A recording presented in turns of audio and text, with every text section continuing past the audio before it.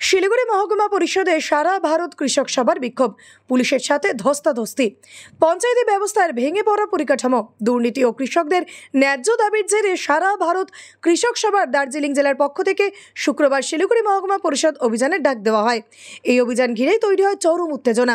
পুলিশের ব্যারিকেড ভেঙে এক প্রকার জোর করেই মহকুমা পরিষদের চত্বরে প্রবেশ করেন কৃষক সভার আন্দোলনকারীরা। এদিন আন্দোলনকারীরা মিছিল আকারে শিলিগুড়ি মহকুমা পরিষদের সামনে এলে মূল গেট আটকে দেয় পুলিশ। আন্দোলনকারীদের দাবি, তারা শান্তিপূর্ণভাবে ডেপুটেশন দিতে এসেছিলেন, তবে পুলিশের বাধা পেয়ে ক্ষোভে ফেটে পড়েন তারা। শুরু হয় ধস্তাধস্তি, ধুন্ধুমার পরিস্থিতি। পুলিশের বাধা উপেক্ষা করে গেটের তালা ভেঙে ভিতরে প্রবেশ করেন কৃষক সভার নেতাকর্মীরা।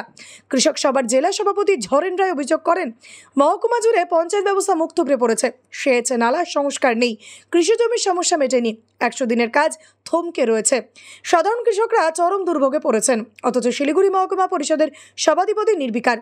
তিনি আরও বলেন, এই দুর্নীতির বিরুদ্ধে এবং কৃষকদের অধিকার সুনিশ্চিত করতেই আজকের এই কর্মসূচি। যদি আগামী দিনে দাবি পূরণ না হয় তাহলে আন্দোলন আরও তীব্র করা হবে। অন্যদিকে পুলিশ সূত্রে জানা গিয়েছে, পরিস্থিতি নিয়ন্ত্রণে রাখতে অতিরিক্ত বাহিনী মোতায়েন করা হয় এবং কোনো অপ্রীতিকর ঘটনা যাতে না ঘটে ঘটলেও সতর্কতা জারি ছিল। এই ঘটনার পরিপ্রেক্ষিতে রাজনৈতিক